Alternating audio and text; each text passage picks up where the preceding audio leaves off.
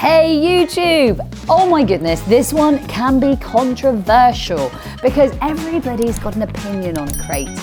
Gated communities, crates, spaces that our dogs are safe. For me, there's something that here at Absolute Dogs we celebrate, we utilise, we use for management, and we use as a tool and as an aid for what we do. Now, here's the type of crate that I like to use. They are established as sort of airline crates, and I like them because I think my dogs feel a bit safer in them. Now, I do utilise a crate on a fairly frequent basis, whether that be for travel, whether that be for a safe space, whether that be for separating a multi-dog household at appropriate times, whether it be from separating a household and children at certain times, or whether it be just to safeguard your sanity or your dog's. Now, for me, Blink quite enjoys having a little safe space, don't you? You do enjoy having a safe space. And actually, whether she's in a crate, Blink, or on a boundary, for her, they're not dissimilar in what their properties offer. With a bed, she's allowed to maybe make more choices.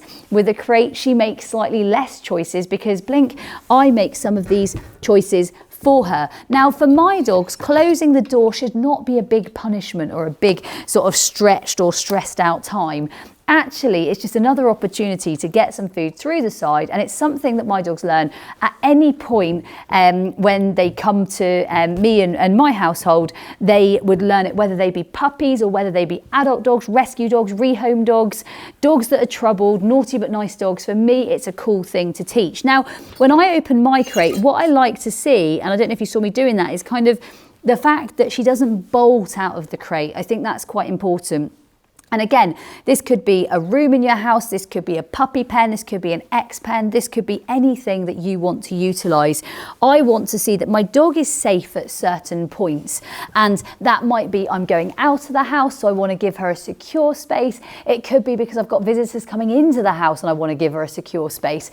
Ultimately, you get to decide how you use it. And if you like it, then cool, rock on, teach it and use it. If you don't like it, think through the other ways that you can ensure your dog is safe whenever you're maybe not supervising or when you're in an early learning phase. Now, I'll be honest here, Blink rarely needs to go in a crate as an adult dog other than when we travel or when we've got a multi-dog or very busy household situation that I feel it's safer for her.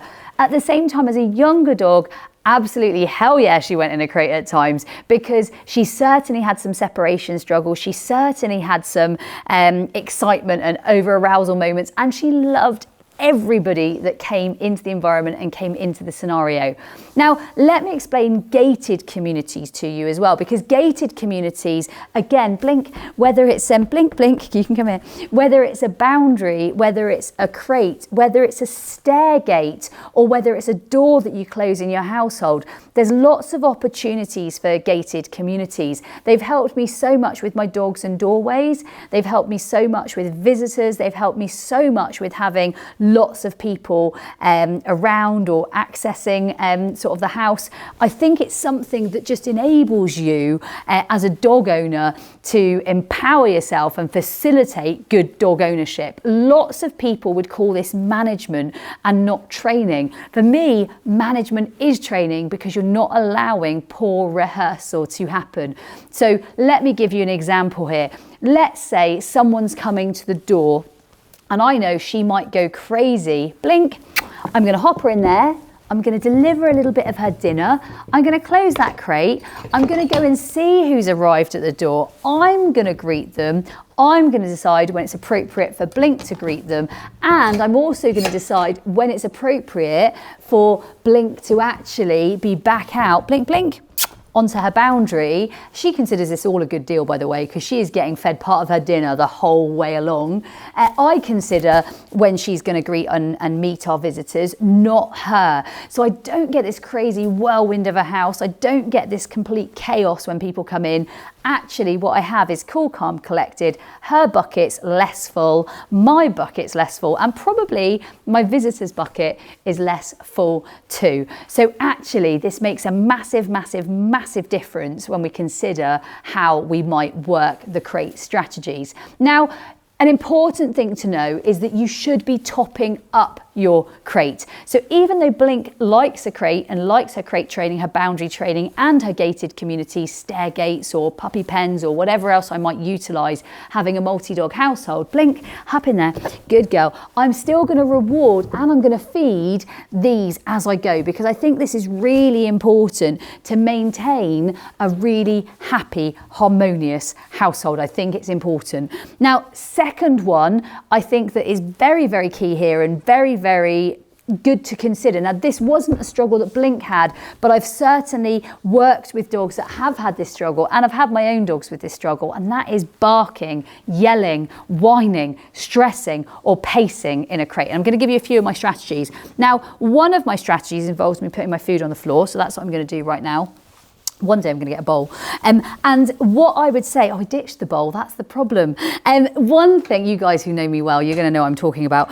One thing that I found is sometimes when I close the crate, dogs can become a little bit stretched or stressed, or it can fill the bucket. So for me, when I close the crate, I might continue to feed around the crate or close to the crate. Second one, I think this is really important to consider, is actually reward your dog sort of variably, but visit or be around fairly often. Don't be too far away at first in these stages. You don't want to be constantly there going, hello, are you in there? So I don't want you doing that. That's not the game or the aim of the game. But I do want you to be sort of, keep them close, visit often, I suppose would be the nice way to put it. So keep them close, visit often. So for me in early crate training, keep them close to you, visit them frequently, and don't make too big a deal of it. No, hello, are you in there? She's looking at me like I'm completely cuckoo.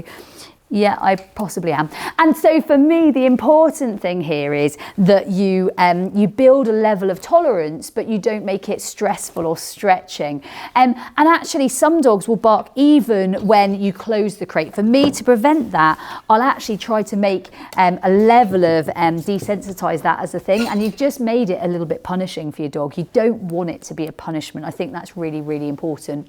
Okay, really, really good other consideration to make, guys. What about a dog who won't go in? So one thing I have done with a dog that won't go in is try and practice with something that's got like two doors. So you've got a door here and a door here. So your dog can go all the way through, and just playing the game all the way through. Shut this one, feed in there. Shut that one, feed in there. Sometimes go all the way through, effectively like a crate tunnel. You don't want to rush to shut the crate on these dogs. You want to actually build and engage and get your dog on board, effectively getting them on board with you rather than you will be compliant. You want a dog who's actually thinking this is a cool game and this is something I enjoy. So I think that's also really, really important. I've seen dogs that want to bite the bars, grab the bars, rip the bars apart, shake the bars, scream, bark, whine, pace, and all of those other things. Important here, you don't put that stress or stretch on them. Take your time and build these early stages, and you're going to have a really great crate trained or puppy pen trained dog. Another important question, how long should you leave your dog in the crate? For me, this is not something that I'm aiming to leave my dog in all day or endless hours and hours. This is something that I use for travel. This is something that I use if I'm out and about for a little bit and I want them to be safe at home, knowing they're not near any wires or can't access or chew anything, or I don't want them near another dog. Like for me, these are the times that I use it. This is not meant to be put them in it first thing in the morning and get home late at night, or at least that's not how I would ever want to be using it for my dogs. I want them to be able to get up and stretch and move, whether that be someone comes in and sees them at lunchtime, takes them out and about and play some games in the garden. That's the sort of thing, that's how we would utilise them. And at the same time, of course, there may be periods where you use them a little bit longer. I travel to dog shows, so I do use them for a little bit longer when I go to a dog show. At the same time, I think it's for you to consider what's appropriate for you and your dog and what works for you guys. Another really important consideration, guys, and I forgot this one, with barking, I also have the ability to cover. And I think covering for my dogs is something that I do quite like to do. If I'm saying that actually that I'm not going to give you that amount of stimulation. So you might be watching the household, or you might be watching the fact that everything's going on. It just might be a bit too much stimulation. So with my dog's bark, and I think that's inappropriate, I will use that as a bit of a cover. So here at Absolute Dogs, we will cover our crates if necessary. Have a radio on, have a level of sort of background noise going, and try really hard, if you can, to pop them in it when they're not going to make a noise, not not when you know they're pent up and they're ready to do stuff. That's not the time to test out whether they're going to bark in a crate. Ideally, we don't want them to rehearse it. So if you can do, interrupt it, use your crate covers, use your opportunities to enable your dog to be quiet in the crate rather than try and accidentally allow them to be barkier and noisier. Another really important consideration, guys, is where you're going to put your crate. So actually, for me, I don't want this in the hubbub in the middle of the house at first. I want it in a quieter corner, not a room that I'm not visiting, but maybe in the corner of a kitchen or the corner of a living room, or actually spaces where I know my dog's going to feel safe and secure, because that ultimately is what it is. It's a safe, secure space. All of my dogs will take themselves to crates. I literally watched, I'm like, you've got that lovely bed, and you choose the crate. All of my dogs do it. And so what I want you to know is that actually this should be a sacred space, a good space, not a bad space for your dogs.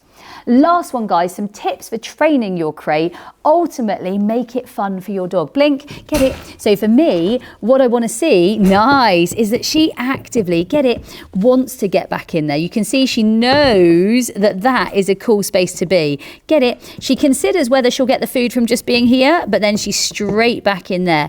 For me, I do have a release cue, get it, on my crate. It might be that cue, or it might be break, good. Or it might be the fact that you're trying to steal your food. Yeah, that could be it as well. I also will test it. So sometimes, get it, super. I also will test by doing things like popping the food outside the crate. Can she hold it? And will the food come back into her? For me, what I want to know most of all is that she finds this crate space not a bad space in her life. It's not a punishment space. It's not a bad space. In the long run, I may sometimes use it to pop her away because something inappropriate has happened, but there's been so much value built up on the crate. This is a good den. It's a happy den. That, YouTubers, is exactly how we would use a crate, gated communities, boundaries. You can hear how happy she is. She's still banging her tail against the crate. You're very happy in there. Yes, we can tell. You're doing a great job. Ultimately, use your crates, use your safe spaces. They keep your dog safe. They keep your house safe. They keep lots of different parts of that environment a little bit more controlled. And ultimately, it's a good thing to share. Share this video, guys, with your friends, your family, your neighbor, or someone who maybe wants some help with their dog. Hit subscribe if you haven't already subscribed to our YouTube channel, and I'll see you guys real soon. Remember, game changers, whatever the dog owning struggle, there's a game for that. If you haven't already, remember to subscribe to our channel. And check out our new 25-day online dog training challenge. Watch the videos, play the games, transform your dog owning struggles. As a loyal YouTube subscriber, you can get a 70% discount through the link in the description below. And if you haven't already, subscribe to the #1 most transformational dog training podcast on iTunes and Spotify, the Sexier Than a Squirrel podcast. And remember to follow us on Facebook and Instagram for more live teaching, video content and free training using the links in the description.